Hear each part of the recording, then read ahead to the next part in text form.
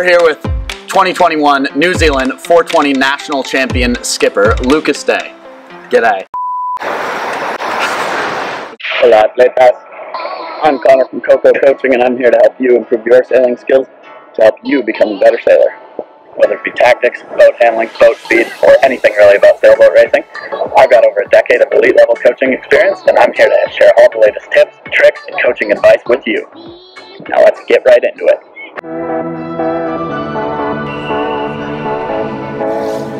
Good, nice footwork there. Ladder. I'm doing it. Yep.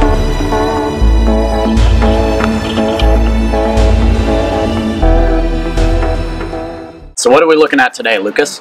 We're looking at the nuts and bolts that you should be putting on your jib cleats. So this one comes up all the time, and I see sailors in 420s and they have issues with their cleats actually busting and ripping out of the fiberglass decking on the boat. Now, maybe your 420 manufacturer does make these with actual through bolts into the underside of the deck, inside the hull tanks, but if not, the issue is that when you're cracking the jib, or when you're putting so much torque on it, this cleat tends to move back and forth, and it can actually rip out some of the fiberglass in the boat. I would definitely check, because this is one of the most critical failure points on the boat. You would wind up losing your entire jib when you're jib cracking or working the wire or anything like that.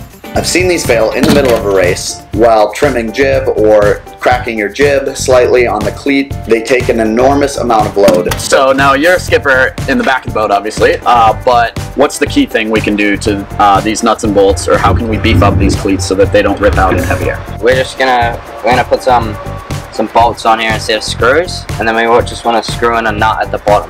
Get that real tight, make sure it can't rip out. So to do this, you'll need pliers and whatever type of screwdriver the head of the current screw is that's inside the cleat. You might also need a friend with you to help you out, because it's really awkward to get up inside of that tank and get a washer and a nut on the backing to that bolt for the cleat. Now, it might be hard to source the right size of bolts, but if you can find some online, order them in, pull out those screws, and replace them with actual bolts. Make sure you put a little silicone down so it stops water from getting into the inside of the hull. Once you do that, you should be good, and you'll be able to race on without a worry in the world about your jib sheet cleats failing you.